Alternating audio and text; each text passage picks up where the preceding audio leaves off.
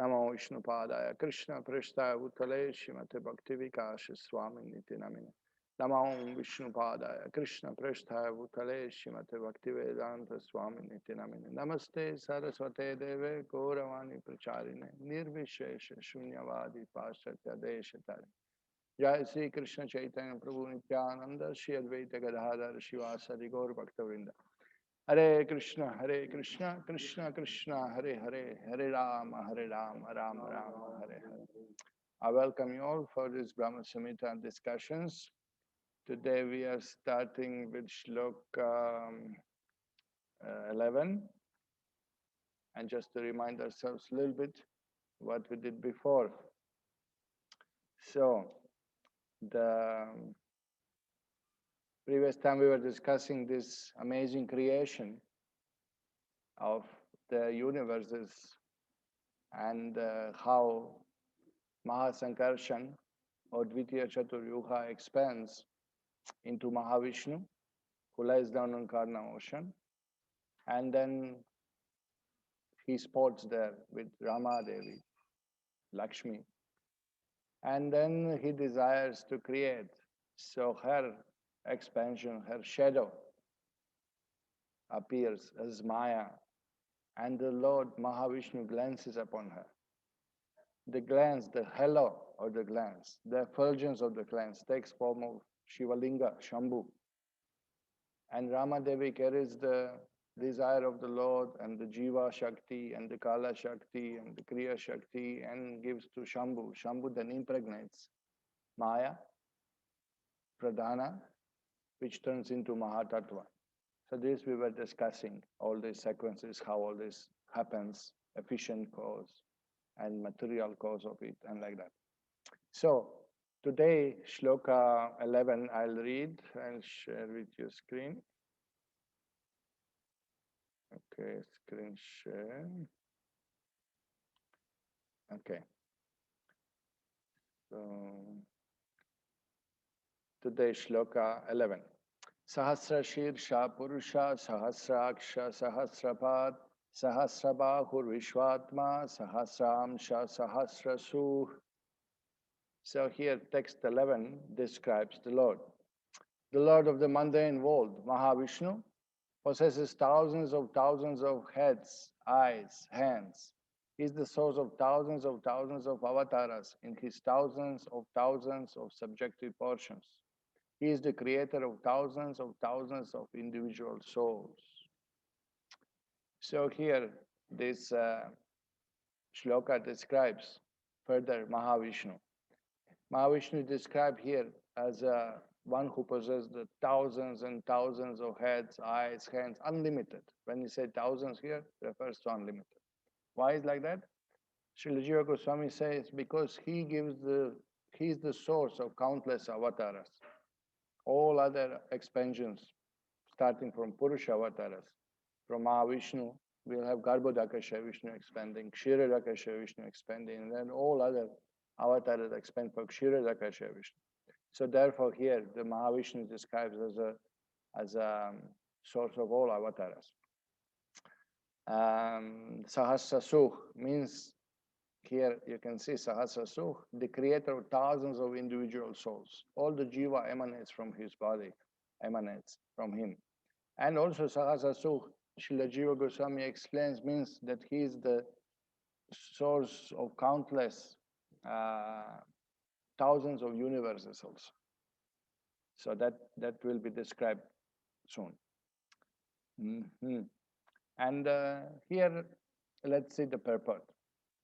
Mahavishnu, the object of worship of the hymns of all the Vedas, is possessed on an infinity of senses and potencies. And he is the prime avatar Purusha, the source of all the avatars. So this is how it is described in purport here. Srila Jiva Goswami quotes immediately from the second canto of Bhagavatam. I'll just share with you the shloka. Okay, can you see?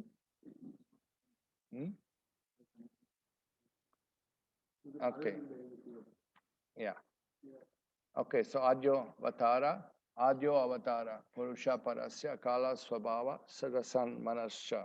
So this is the Srimad Bhagavatam, 2nd Canto, Chapter 6, Shloka 42. Karno Navashai Vishnu is the first incarnation of the Supreme Lord, and he is the master of eternal time, space, cause and effects, mind, the elements, the material ego, the modes of nature, the senses, the universal form of the Lord, Garbhodakashai Vishnu, indicated by the word Swara, and the sum total of all living beings, both moving and non-moving. So this is the description of Karna Dakashai Vishnu or Karna Avashai Vishnu, Mahavishnu. Okay, this is the quoted. And in the commentary here, Srila Sridhar Swami says that the first Purusavatara, Adyo Avatara, for putting Prakriti into motion, a form for carrying out pastimes, is the person who is described in scriptures as one having thousands of heads. So he confirms this, that yes, that Mahavishnu is called Sahasra Shirsha Purusha.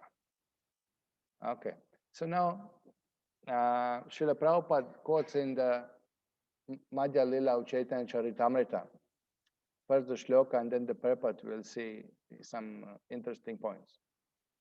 Prathame Kare Krishna Purusha Avatar, Saita Purusha Hoy Trivida Prakar. In the beginning, Krishna incarnates himself as the Purusha avatars or Vishnu incarnations. These are of three types. And now Prabhupada quotes famous Satvata Tantra describing these three Vishnus. Vishnustu Trini Rupani. So here, Vishnu has three forms called Purushas.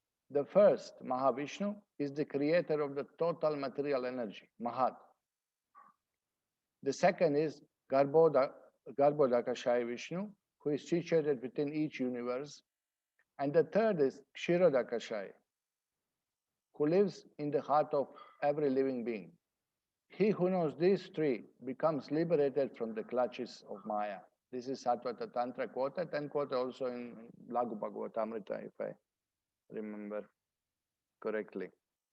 So these are described, the position of these three Vishnus, which we are going to hear now about.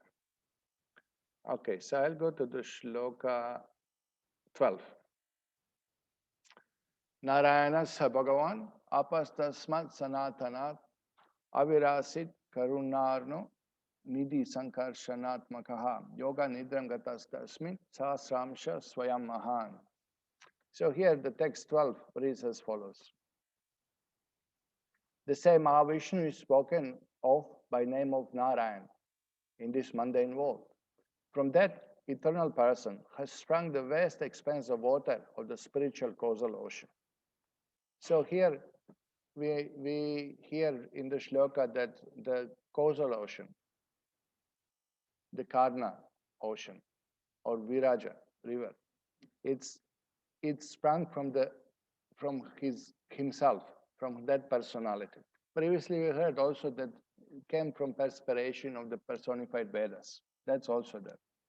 Srila Prabhupada says in another purport that it came from the desire of living entities made of causes or desires. Okay, so here, the subjective portion of Sankarshan, who abides in Paravyoma, the above Supreme Purusha with thousands of subjective portions, reposes in the state of divine sleep, Yoga Nidra, in the waters of the spiritual causal ocean. So we heard before that the Mahavishnu is expansion of Mahasankarshan. Mahasankarshan is Sankarshan of Dvitiya Chaturvyuha. From Adi Chaturvyuha, Sankarshan is called Sankarshan or Adi Sankarshan. But Sankarshan Dvitiya Chaturvyuha is called Mahasankarshan. So here, his subjective portion Sankarshan, who abides in Paravyoma, who is in the spiritual world, Vaikuntha. And that Purusha reposes in the state of divine sleep, Yoga Nidra, in the waters of spiritual causal ocean. So in the purport here, this is explained. Yoga Nidra, divine sleep, is spoken of as ecstatic trance, which is of the nature of the bliss of the true subjective personality. The above mentioned Rama Devi is Yoga Nidra in the form of Yoga Maya.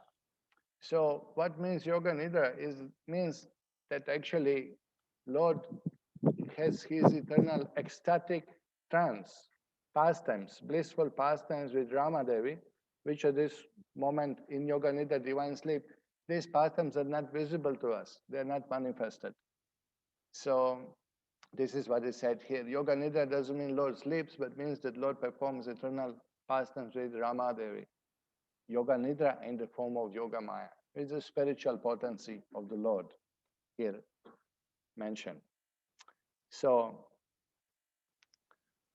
the Srila Jiva Goswami explains further the word Narayana and explains this in commentary, this shloka. He says that the water, apa, known as the ocean of Karna water, appeared from Narayana. This water is non-different from Narayana. So it is spiritual water. It's not just some, swimming pool or something. It is spiritual water. It's a very difficult to understand this for us who are seeing all material objects. The Srila Bhakti Rakshak Sridhar Maharaj, in one of his lectures, he says that when Brahman becomes solidified, liquefied first, in the liquid form, it turns into Karna ocean. So it is the first moment of a spirit turning into something very subtle. It is still spiritual, but from there, material creation will take place from this place of Viraja, Karna ocean. So,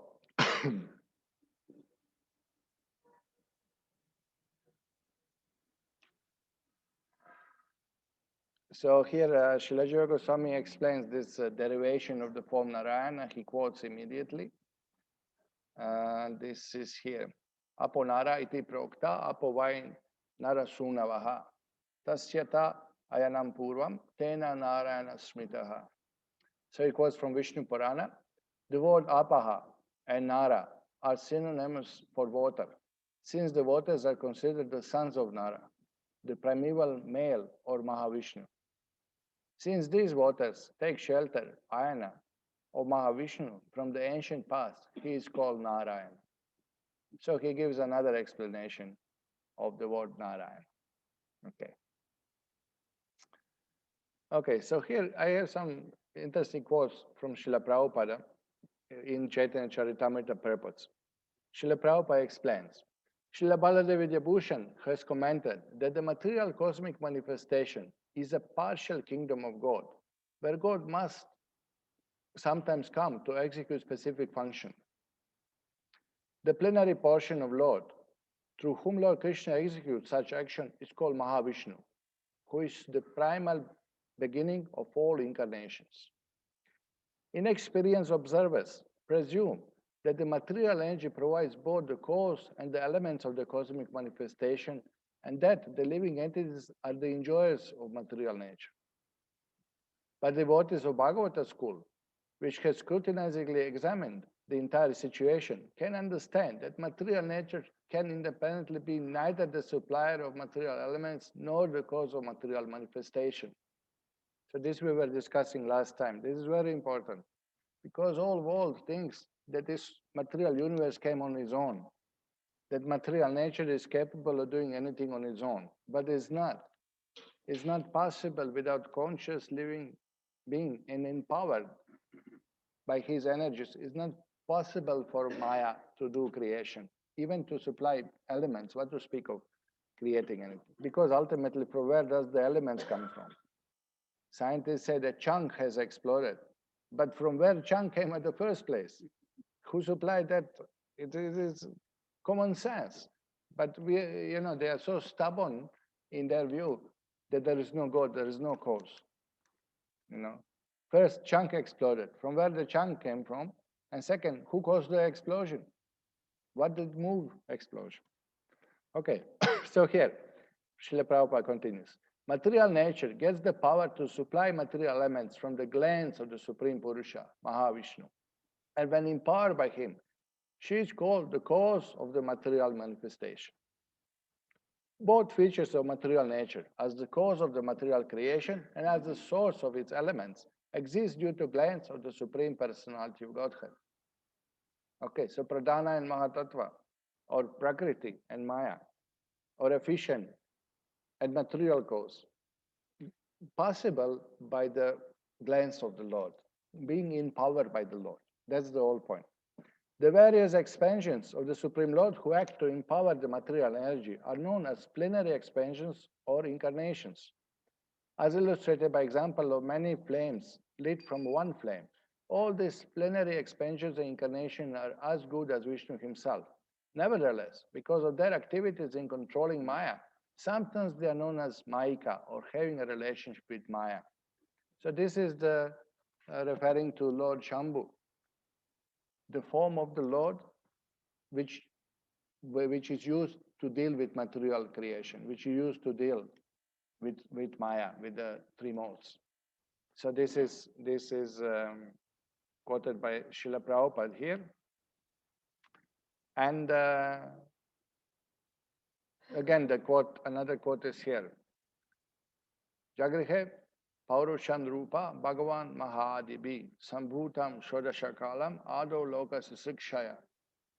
In the beginning of creation, Lord expanded himself in form of Purusha incarnations, accompanied by all the ingredients of material creation. Accompanied by all ingredients of material creation. Okay. So at the beginning of creation, Lord is there, but all ingredients are also there. First, he created the 16 principal energies suitable for creation. This was the purpose of manifesting the material universe. This is from Srimad Bhagavatam. So Lord is there, lying down in causal ocean, but all the ingredients of material creation also appear there. And every energy in Vedic culture, in Vedic understanding, Vedic philosophy, we understand that behind every energy there is a person. We say Ganga is a river, but we know there is Ganga Devi. There is a personality, presiding deity of the river. So similarly, all the elements of material creation, the subtle elements, the water, fire, air, ether,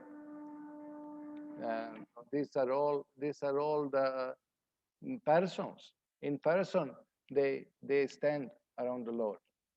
So this is all described. And then first he creates 16 principal energies suitable for creation. Okay. So the commentary on Madhva, on Srimad Bhagavatam, mentions the following 16 spiritual energies are present in spiritual world. Okay. Shri, Bhu, Leela, Kanti, Kirti, Tushti, Gir, Pushti, Satya, Jnana, Jaya Utkarshini, Vimala, Yoga Maya, Pravi, Ishana, Anugraha. So these are the list of the 16 potencies of the Lord. In his commentary on Laghu Bhagavatamrita, Srila Baladevi Vibhushan has said that the above energies are also known by 9 names: Vimala, Utkarshini, Jnana, Kriya, Yoga, Pragvi, Satya, Ishana, and Anugraha. In Bhagavad Sandarbha, Srila Jiva Goswami, they are described as Shri, Pushti, Gir, Kanti, Kirti, Tushti, Ila, Jaya, Vidya, Avidya, Maya, Samvit, Sandini, Kladini, Bhakti, Murti, Vimala, Yoga, Pravi, Ishan, Anugraha, etc. All these energies act in different spheres of Lord's supremacy. Srila Vishnu Chakravarti Thakur again explains what each potency means. Some of the potency he explains. Shri is the potency of wealth, Pushti, that of strength, Gir, knowledge, Kanti, beauty, Kirti, fame, Tushti, renunciation. These are Lord's 6 opulences. They are also in person. Remember in the Bhagavatam, when Lord had his withdrawing pastimes, then all his opulences appear in person around him. Okay. Ila is his Bhu Shakti, also known as Sandini, the internal potency of whom the element earth is an expansion. Uja is his eternal potency for performing pastimes. She expands as Tulasi plant in this world. Vidya and avidya, knowledge and ignorance, are external potency who cause the living entities liberation and bondage respectively. Vidya, liberation, and avidya, bondage. Shakti is his internal pleasure potency. Hladini and Maya is an internal potency who is the basis of vidya and avidya. The word Cha implies the presence of Lord's marginal energy, the Jiva Shakti, who is subordinate to Maya. Lord Vishnu was being served by all these personified potencies. Huh? So you can see it's not just Mahavishnu and Shambhu and Maya there, but they're all big number of Lord's potencies in action there for the creation. Srila Prabhupada again says, the most important among them were as follows. Pushti, the energy of nourishment, strength was quoted before. Shri, the energy of beauty. Kirti, energy of reputation. Aja, the energy of material creation. All these energies are invested in the administrators of the material world. Now look how Lord used this energy. He empowers by this energy Brahma, Shiva, Vishnu, and in the kings of the heavenly planes, Indra, Chandra, Varuna, and Sun God. In other words, all these demigods being empowered by Lord with certain energies engage in transcendental service of the Supreme Personality of Godhead. So all these things is described just to give us idea that how Lord creates. It's a big affair. It's not just, it's not simple, and many things are involved, many sequences are there. So last time we were hearing the first portion of the creation. Now we are continuing with Shloka 13. Okay, we'll continue Shloka 13. Excuse me. Tadroma bila jaleshu bijam sankarshanasya cha haimanyandani jatani mahabhuta vritani tu. So here, the spiritual seeds of Sankarshan exist in the pores of skin of Mahavishnu, are born as so many golden sperms. These sperms are covered with 5 great elements. Okay, now the next sequence in the creation is explained here. Okay, I'll just read the purport. The prime divine avatar lying in the spiritual causal ocean is such a great affair that in the pores of his divine form sprung up myriads of seeds of the universes. Now, simultaneously as Mahavishnu lays down incarnate ocean and glances upon Maya, from his eyes we heard that Kala Shakti comes and the Jiva, millions of Jiva comes out.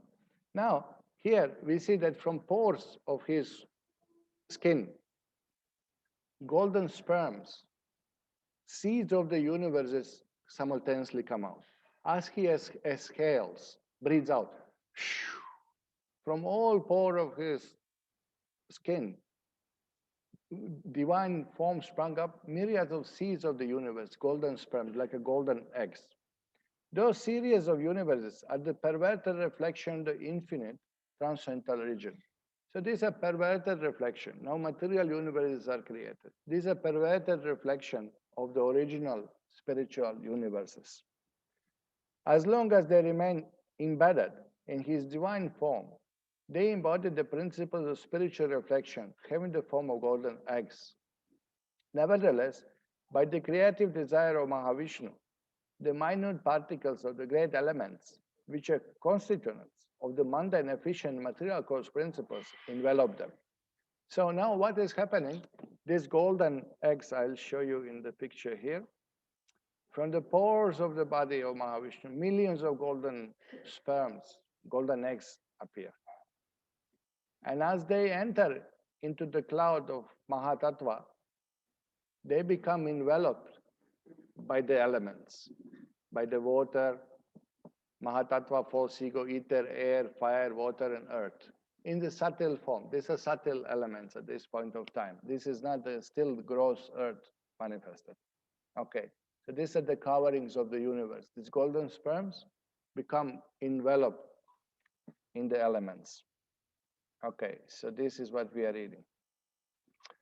When those golden sperms coming out with the exhalation of Mahavishnu enter into unlimited accommodating chamber of the limited potency Maya, Adhara Shakti means accommodative energy, accommodative material energy. Look at this, unlimited accommodating chamber of limited potency. They become enlarged by the non-conglomerate great elements. Non-conglomerate great elements, it's important to understand that these elements are still there. all the water and fire and ego and ahankara and the ether and the Mahatattva, all elements are there in person.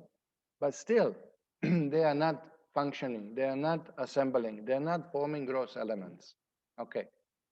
So they become enlarged by the conglomerate great elements. So this is described here. Excuse me. Okay. Now, Srila Jiva Goswami comments here interesting things that apart from the universes, golden eggs coming from the pores of Mahavishnu, he explains that countless jivas also come from every pore of the Mahavishnu's body. We were seeing before statements that spiritual seeds of Mahasangha, okay, the entire mass of conditioned jivas who are infinitesimal part and parcel of Mahavishnu are also produced by his transcendental glands. Okay, we heard that jivas are coming from the glands of the Lord. That is a fact. But also, the jivas are coming from his effulgence, from the rays, shining effulgence of body of Mahavishnu. So from those pores of his body, also jivas are coming out from everywhere because they are all stored in the body of Mahavishnu, all the jivas. Okay, so here we had this, the localized atoms in the rays of the transcendental glands of Mahavishnu are conditioned souls. But here, the constituent particles in the form of pencils of effulgence of Mahavishnu are manifest as individual souls, jivas. So here, pencils of effulgence means the rays coming out from one single point, many thousands of rays, rays of the light coming out from the same point. This is called the pencils of effulgence. So jivas are coming from the body of Mahavishnu. That is explained here. Okay. And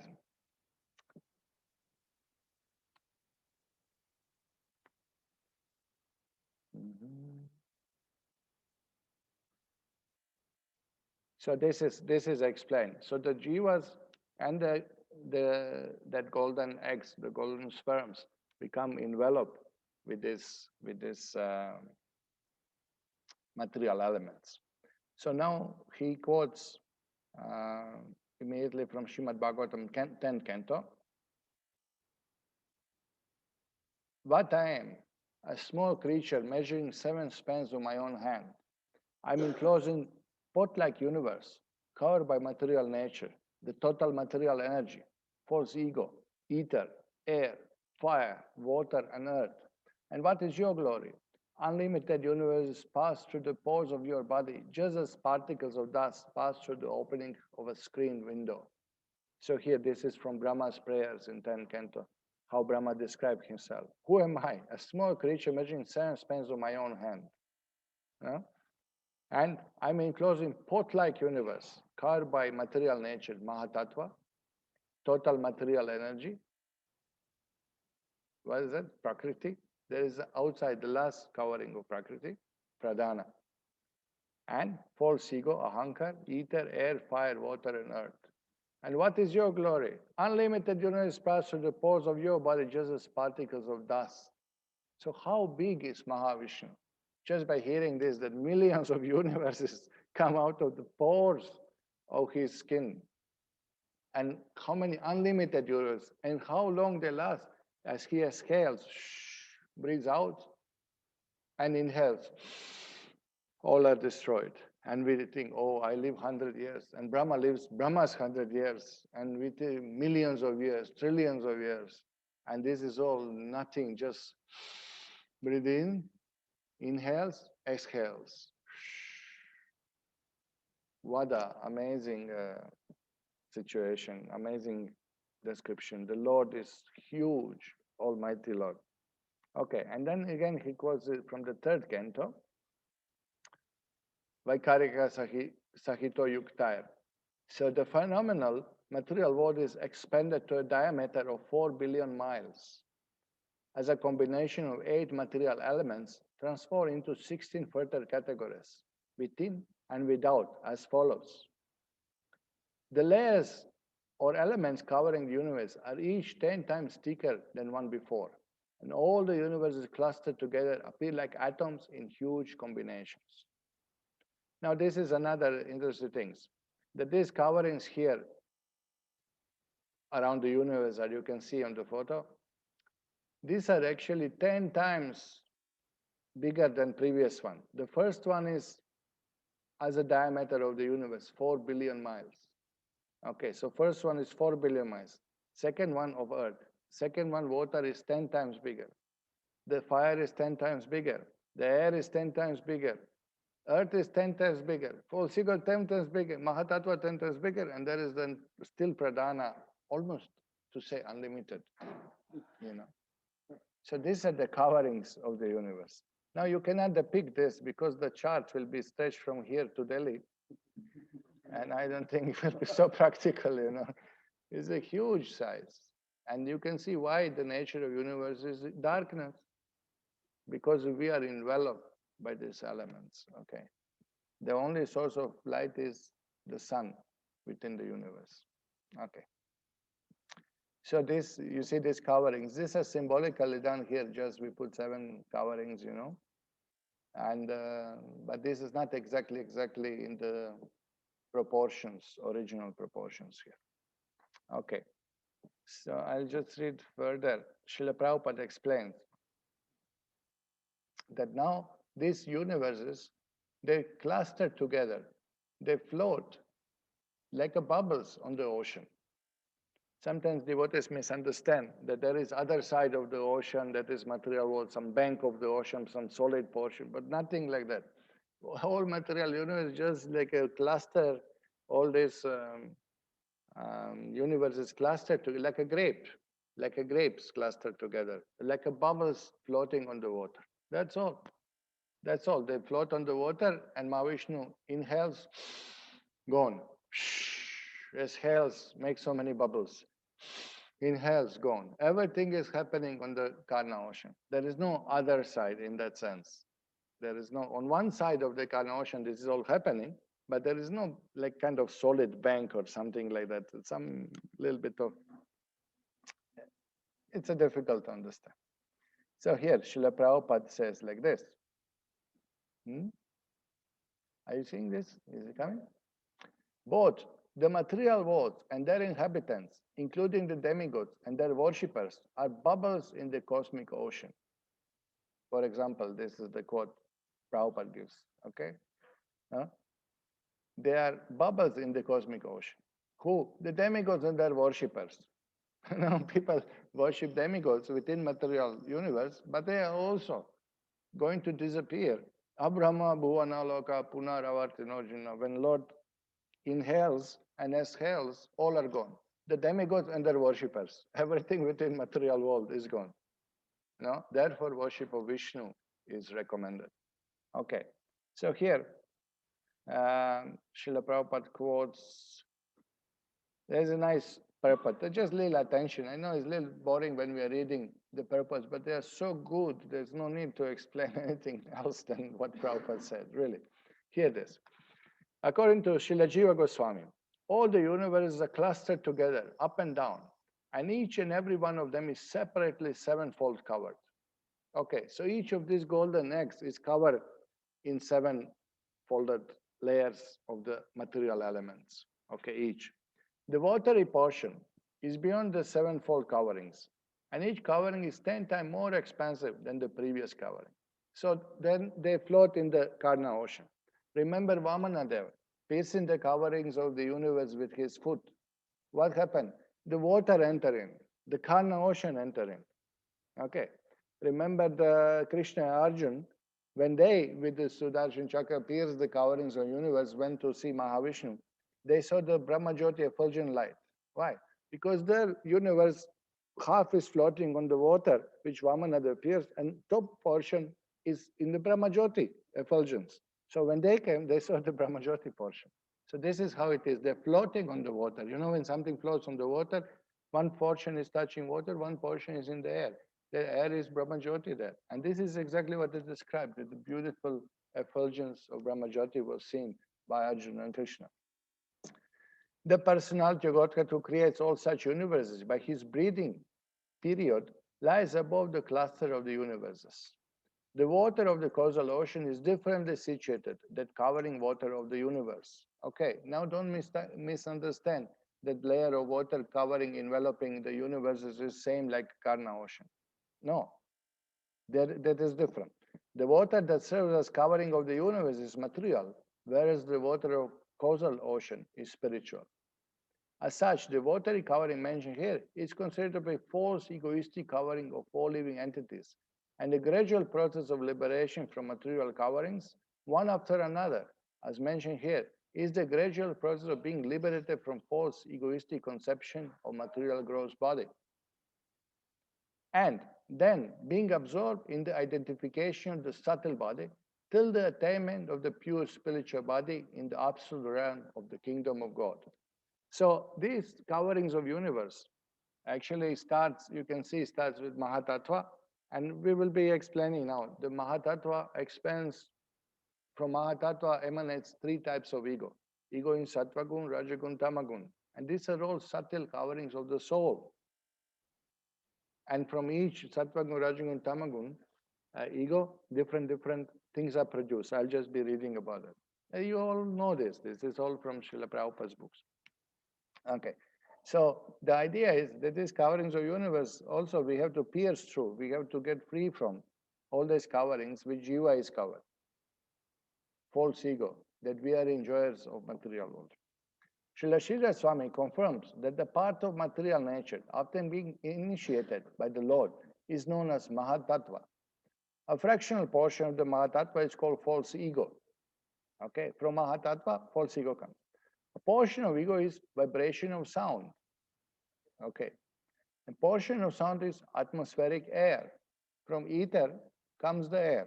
Okay, portion of airy atmosphere is turned into forms. From air, form comes. And the forms constitute the power of electricity or heat, fire. Heat produces smell of the aroma of the earth, and the gross earth is produced by such aroma. So this is how from subtle gross is created. All this combined together constitute a cosmic phenomenon. The extent of the cosmic phenomenon is calculated to be diametrically both ways 4 billion miles. This is the dimension of the universe. Then the coverings of the universe begin. The first stratum of the covering is calculated to extend 40 billion miles. So first covering of Earth is as wide as the universe. I already said it. And the subsequent coverings of the universe are respectively of fire, effulgence, air, ether, one after another, each extending 10 times further than previous. Now look at this. The fearless devotees of the Lord penetrate each of them and ultimately reach the absolute atmosphere where everything is of one and the same spiritual identity. Then the devotees enters one of the Vaikuntha planets. So first you come where everything is one and same spiritual identity. It means Brahmajyoti. First, when you pierce, when you come out of the material coverings, first we see Brahmajyoti. Then the devotees enters one of the Vaikuntha planets, where he assumes exactly the same form as the Lord and engages in loving transcendental service of the Lord. That is the highest perfection of devotional life. Beyond this, there is nothing to be desired or achieved by the perfect yogi. This is Prabhupada's purpose in second canto of Bhagavatam. No? So this gives us a little idea, what are these coverings actually, no?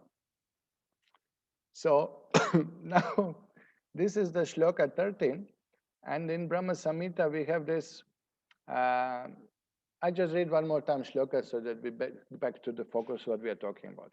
The spiritual seeds of Sankarshan, existing in pores of skin of Mahavishnu, are born as so many golden sperms. These sperms occur with 5 great elements. So here they are covered by elements, they are enlarged by non-conglomerate great elements. So they are still not active. They are still not assembled together fully. They are not producing the gross material elements yet. So now, this is interesting in Brahma-saṁhitā. The texts, they are not flowing exactly in the sequence as you expect. Text 13 now speaks about this conglomerate elements. And then the next shloka actually which continues is shloka 19. I'll just show you. The next sequence of the creation is right here in the shloka 19. Before the conglomeration, you see, it continues with conglomerating the elements. Before the conglomeration, the primary elements in their nascent state remain originally separate entities. Non-application of the conglomerate process is the cause of their separate existence. The divine Mahavishnu, primal Godhead, through association with his own spiritual chit potency, moved Maya, and by the application of conglomerating principle, created those different entities in the state of cooperation. After that, he himself consorted with Yoga Nidra by the way of his eternal dalliance with his spiritual chit potency. So now this shloka 19, we will come to that. But basically, since we read it, here actually it is said that by the mercy of the Mahavishnu, these elements became conglomerated or put into action, or they were able to manifest from subtle to gross. They were able to actually provide the material elements for the universe to be created. Okay, now why Brahma-saṁhitā skips from shloka 13 to shloka 19? Because in the meantime, the factors of this conglomeration, the factors, the personalities and shaktis involved, they will be described in shloka 14, 15, 16, 17, and 18, because that sequence is also given.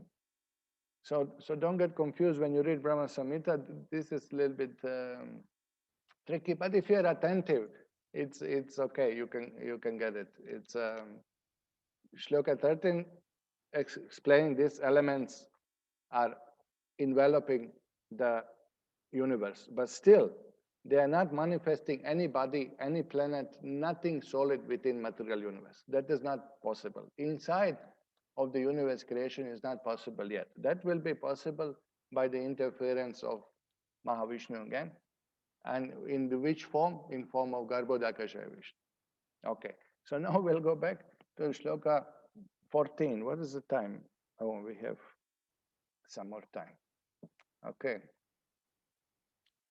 Okay, so now here is shloka 14. Pratyanandam evam ekam shad vishati swayam sahasra murdha vishwatma mahavishnu sanatanaha. This is very interesting now.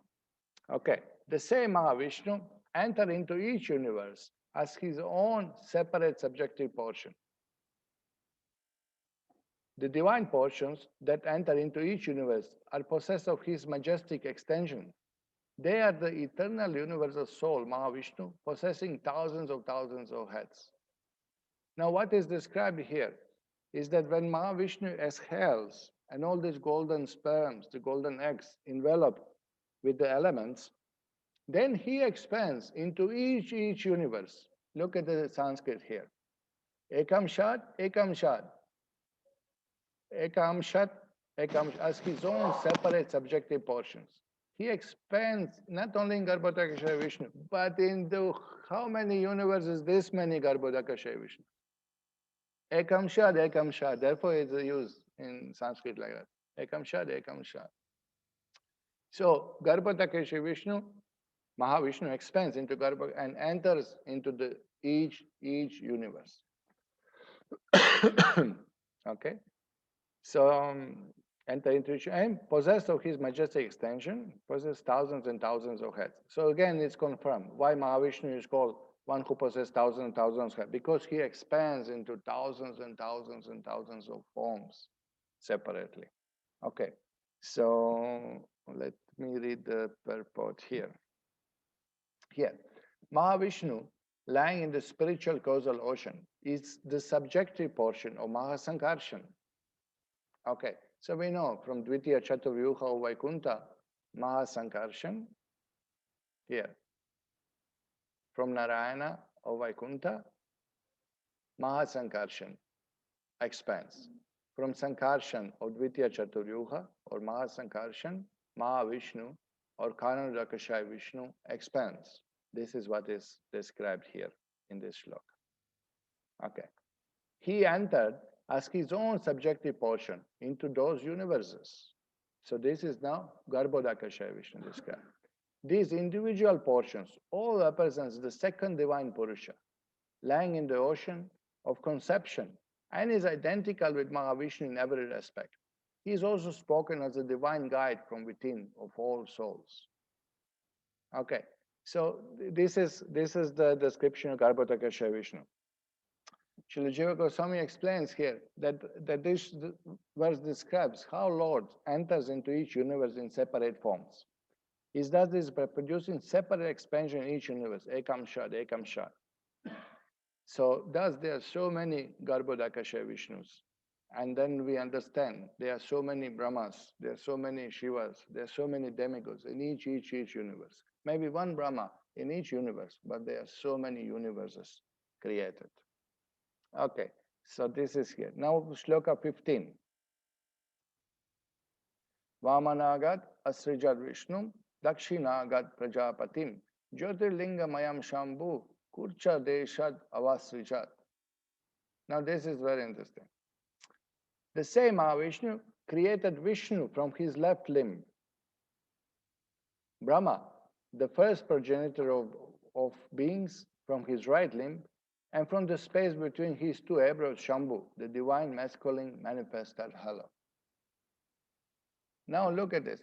Mahavishnu creates Vishnu from his left limb, Brahma from his right limb, and between the space, Shambhu. Now we heard between the space of Brahma, Rudra is created within the universe, remember. But this Shambhu is not that Rudra. This is different. Don't get confused here. No? Both are coming from between the eyebrows. But the universe is not created. There is no Brahma or Chaturmukhi Brahma yet. Here, okay, I'll read the purport.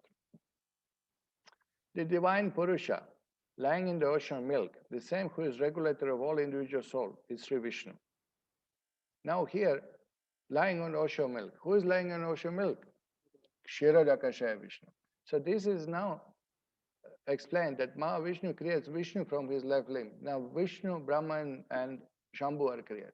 Okay. Now this Vishnu refers to Kshirodakasha Vishnu expansion. Okay. One who lays down on the ocean of milk. This is third Purusavatara explained. Okay.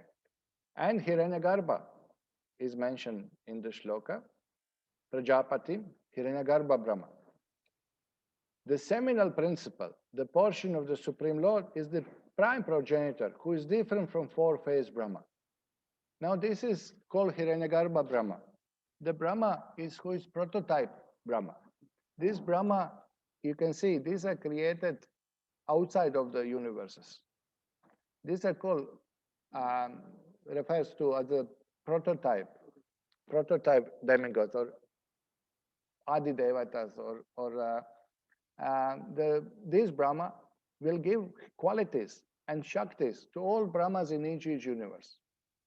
So this is before the creation, the Adi Devatas are created.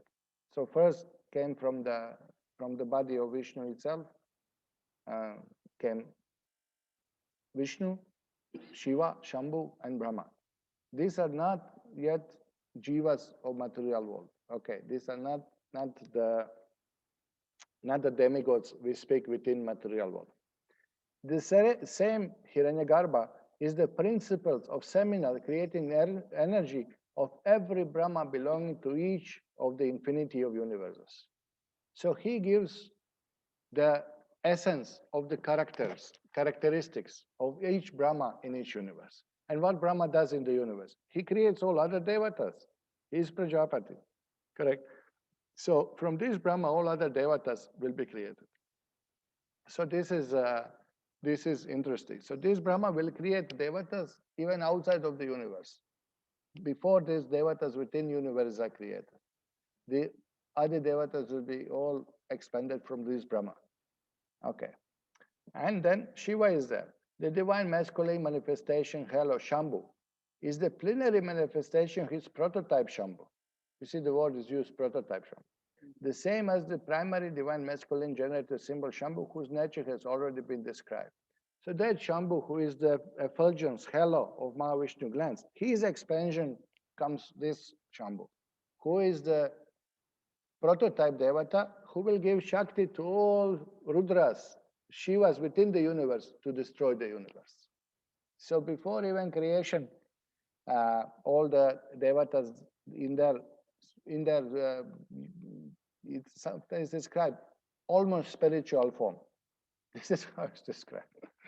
Are manifested. They are subtle. The most subtle form of the Devatas are manifested. Prototype Devatas. Vishnu is the integral subjective portion of Mahavishnu. Hence, he is the great Lord of all the Lords. So, Vishnu, who is expanded from Mahavishnu, these are all Vishnu Tattvas. There is no difference. This is Supreme Lord. The progenitor Brahma and Shambhu are the dislocated portion of Mahavishnu. Dislocated portion means they are not Vishnu Tattvas. Okay, these are not Bhagavans. These are dislocated portion. Means separate personalities. Okay, this is not Vishnu Tattva. Hence, they are gods with delegated functions. They have their expansions to perform particular function, and Lord empowers them to do that. His own potency, being of the left side of Godhead, Vishnu appears in the left limb of Mahavishnu from the unalloyed essence of his spiritual chit potency. Now, what is said in this sentence is that the Lord's spiritual potency is always on his left side. Correct? You can see Radha Krishna deities. We have Krishna standing, and on his left side is Radha. So, what is that? Unalloyed essence of spiritual chit potency. Unalloyed essence is Vishuddha Sattva. It's pure goodness. From this pure spiritual potency, Lord Vishnu appeared from the left limb of Mahavishnu. Means it's completely spiritual by nature. Nothing to do with material elements, nothing to do with material coverings, nothing to do with material wall, nothing, not even touched by my Vishuddha Sattva. Completely unalloyed manifestation. Vishnu, who is Godhead himself, is the inner guiding oversoul of every individual soul. And this Vishnu who is created, this is Kshirodakasha Vishnu, who expands as Paramatma in every living entity's heart and in every atom. Because of him, universe is possible sustenance. He is the personality of Godhead described in Vedas as being of measure of the thumb. Why of a thumb? Because he is in the heart at the size of the thumb. Of course, if we have elephant body, that is the thumb of an elephant. And if you have ant's body, it's the thumb of the ant. According to proportion of the body, the size of the Lord adjusts. But the idea is that he is the one, no? Who is the Paramatma in the heart. He is the nourisher. That is also explained in the Vedas. If you're familiar with Vedanta, you will know that Susupti, when Jiva goes to sleep and we goes into deep sleep without dreams, then is Balavidya Bhushan explained in commentary on Vedanta Sutra that soul sleeps in the same bed with Paramatma, free from coverings, because in the Swapna and the Jagrata, in awakened state, we are covered by mind, by intelligence, by ego, by this and that. In Swapna, when you dream, also your subtle body is active. But Susupti, deep sleep without dreams, is when actually soul gets full rest, because it's free from gross and subtle bodies, and it's fully in touch with Paramatma, and it gets rejuvenated overnight, you know. So this is described. So here is the nourisher, the Paramatma in the heart. The karmis, elevationists, worship him as Narayan, the Lord of sacrifice. Karmis like Lord Narayan, worship him because they want material benefits. Elevationists, they want to go to heavenly planets, basically. And yogis desire to merge their identity in him as Paramatma by the process of their meditative trance. So the yogis who meditate in the Lord in the heart. Okay, so Srila Jiva Goswami explains a little more here. He says, what happens at this stage? Srila Jiva Goswami says, this verse describes how Mahavishnu enters the universe. Vishnu, Prajapati, Brahma, and Shiva carry out the roles of maintaining, creating, and destroying the universe, respectively. The forms mentioned here, created outside the universe by Mahavishnu, are the sources of their further expansion situated within the universe. So this is what these Adi Devatas are, prototype Devatas are. No? They are the sources of further their expansions within the universe, Devatas which will appear. Just as these forms exist with each universe, they also exist outside, presiding over the universes as a whole. So in each universe, Devatas are inside, but they're also outside. This Brahma, Vishnu, and Shiva, they are living in Karna ocean with Mahavishnu. The Brahma, which will expand Adi Devatas from him, these Devatas reside in the coverings of the universe itself. And each covering of the universe, personal element of water, fire, air, they worship particular form of the Lord. Because for each that element, there is presiding deity of the Lord.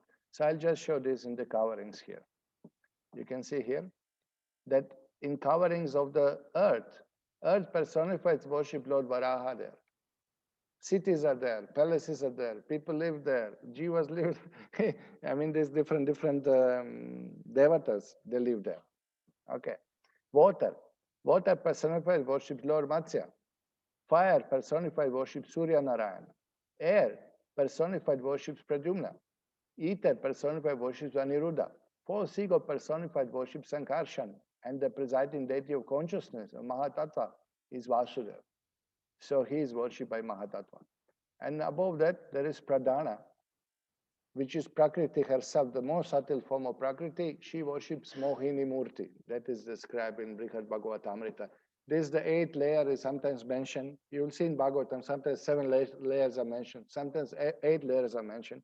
Because Pradhana is unmanifested, it's difficult to really depict it as a covering, but Mahatattva is manifested. So both Mahatattva and Pradhana are mentioned. Prakriti in the most subtle nature element is also there, worship.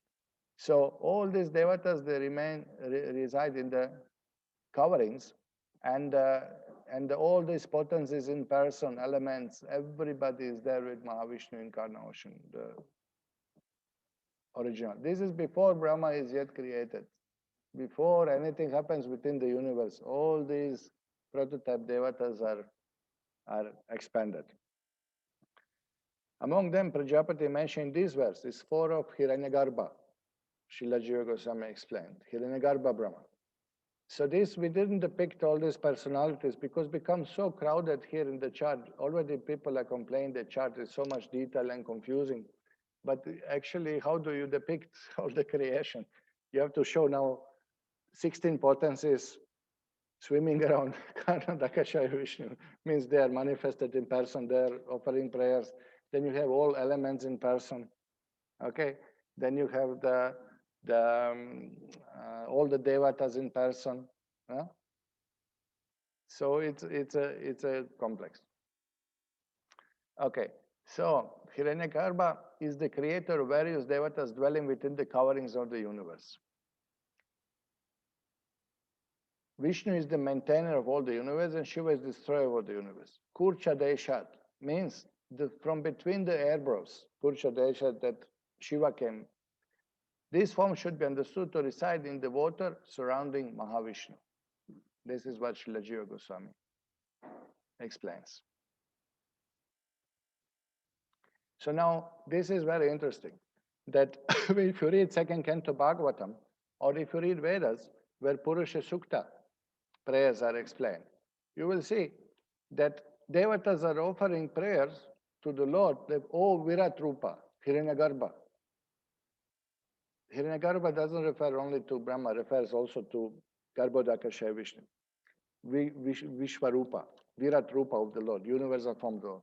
They are praying, devatas are praying, please arise, oh Vishwarupa, Sahasra Shirsha Purusasra. They are glorifying. Purusha Sukta starts with these prayers. And they say, please arise and start the universe. Just like soul needed to come into body to move, the material universe could not move. These elements could not conglomerate without the power of the Vishnu. So this is interesting. You're reading. Before devatas are created, devatas are offering prayers to Lord for the creation to start. So how is this possible?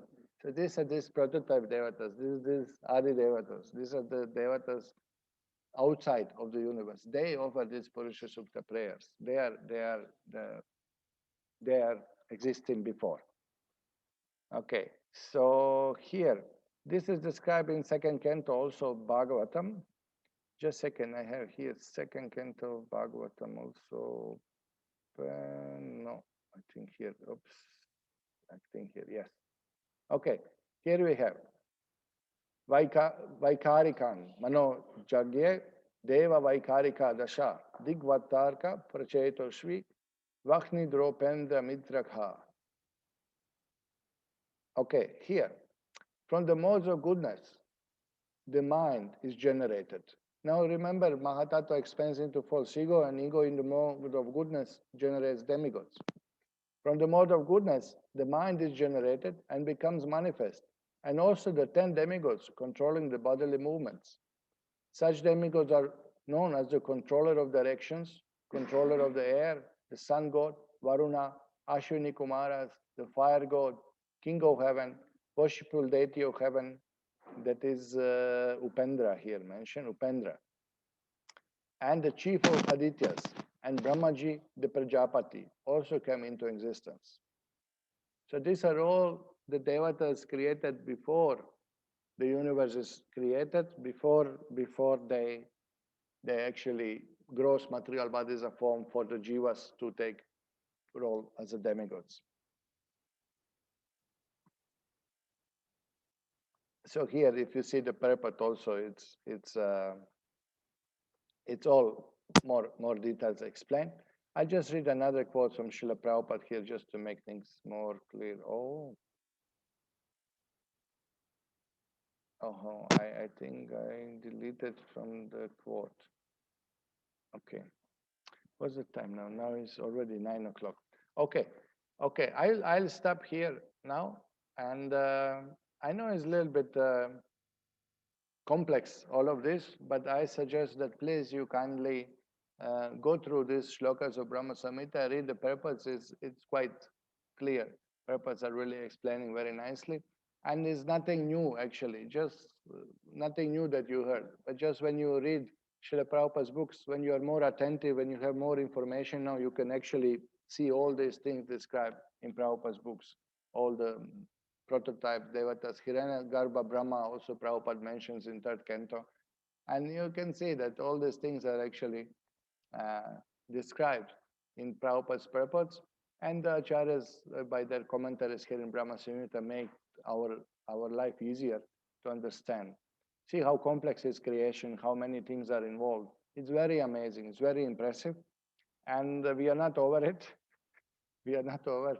Just now, a few more shlokas we'll go through, and then we will see the Brahma's creation, actually the Chaturmukhi Brahma and his vision of the spiritual world, and then we'll go to the shlokas of Brahma-saṁhitā from that, So thank you very much for coming and hearing. And if we have any questions, I like to take few questions.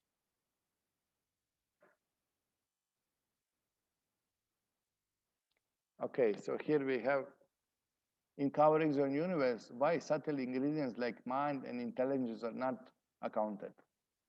They are accounted. Mind and intelligence are part of the Mahatattva. Sometimes they are counted separately. Sometimes you will find them separately. Here you can see ego is counted separately, and Mahatattva includes the mind and intelligence also. Sometimes you will see in Prabhupada's list I didn't share, is it? Okay, I'll just share and show you a little bit. Okay. Here you can see that in this our chart we mentioned one of the lists where earth, water, fire, air, and ether are mentioned, and false ego is mentioned separately, and Mahatattva. Mahatattva includes mind and intelligence also. And in some purports, in some shlokas, even in the Puranas, you will find that sometimes intelligence is mentioned, sometimes covering of mind is mentioned also, but sometimes not. So why? Because it's included in Mahatattva. So there is no difference, there is no contradiction in that. It's already included. Okay. Second question. Are the prototype Vishnu, Shiva, and Brahma not represented in chart? Please explain that concept one more time if time permits. Okay. So, yeah, they are not drawn picture in the chart because that brings more confusion. But maybe we'll prepare another chart with more details for those who are interested. But yeah, basic concept is like this, that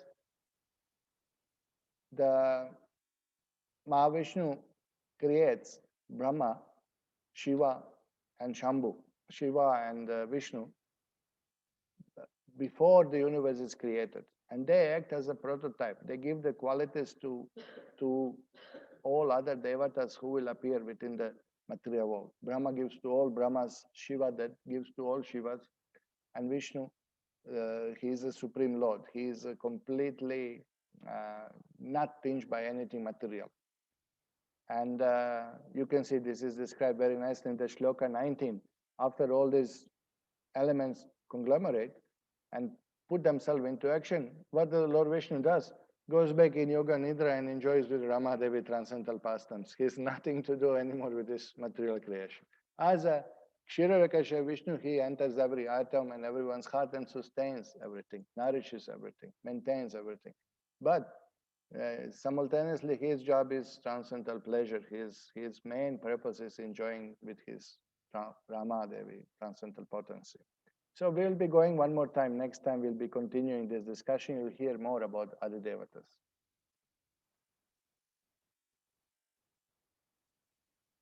If other devatas come from Kshirakasha Vishnu and stay in Karna ocean, they don't come from Kshirakasha Vishnu. Other devatas come from Mahavishnu, Karna Dakasha Vishnu. That is explained in the shloka. And then Vishnu enters within the universe, and from Garbhodakasha Vishnu, Neval Brahma will be created. Who is Jiva? Who is Chaturmukhi Brahma? That will come later. How to understand? You please read one more time Brahma-saṁhitā, the shlokas, and next time again we will be discussing. I know it's a little technical, it's a little more details are there, but it's also nice to understand because we are reading the Shastras, we are trying to understand. More we know about God, more we will love Him, more we will appreciate Him, more we'll be amazed with Vedic literatures and details of the creation, and it all makes sense very much. Okay. What is the origin of the Shiva Linga? How did it come into existence? That already we discussed in one full class, previous class. Please kindly hear is all discussed in details. I'll just summarize for you because maybe you just joined this class today. The concept of Shiva Linga is that desire of Lord for creation takes form of Shiva Linga. Vishnu's, Mahavishnu's glance, his effulgent glance, the halo, the light of the glance takes form of Shiva Linga, which represents generative power of Lord Vishnu, procreative power, desire for creation. And the Shiva Linga is a masculine symbol of the Lord, and Yoni is the symbol of feminine symbol of creation. So Linga and Yoni are the genitals of Shiva and Parvati, which actually initiate creation of material world. Shambhu, Shiva, who is in the form of Shiva Linga, he is the form of the Lord used for creation. So he expands from the glance of the Mahavishnu and he touches the Maya. He creates the material, he impregnates material nature with the jivas, with the time factor, and all creation takes place like this. So this is Shiva Linga. Shiva Linga means creation of material world, but the power, Icha Shakti, and the potencies empowering him to do so and empowering Prakriti to do so comes from Mahavishnu and Rama Devi. So this is really summary. Sorry, there's no lecture. You can please hear. Demigods like Indra, Chandra, Rendra, transcendental service to Lord while always staying in the material universe. So what is the question? Demigods like Indra, Chandra render thanks and service to Lord while always staying in the material universe. Demigods like Indra, Chandra and others are pious living entities. By punya, by pious activities, you can get posts of demigods like Indra, Chandra, Vayu, Agni, like that. And then if you devatas, they have material desires to enjoy material world, to control, to enjoy facilities of material world. But they are devatas because they accept that Vishnu is supreme. They worship the Lord. But they have mixed devotional service. They have material desires and they worship the Lord. They are very pious. The most pious living entity in the material world is awarded post of Brahma. To get post of Indra, you have to do 100 Ashwamedha sacrifices. You have to accumulate so much punya to get this post of Indra. But these are all living entities. And if they become pure devotees, then they don't have to take birth again in material world. If they don't become pure devotees, they take birth again in material world. As simple as that. So it's not that they are always staying in material world. The different jiva, every time there is different jiva occupying post of Indra, occupying post of Vayu, occupying post of Agni. These are not fixed personalities. These are jivas like you and me who had punya to occupy post of devatas. And how many devatas are there? How many universes are there? So this is answer to your question.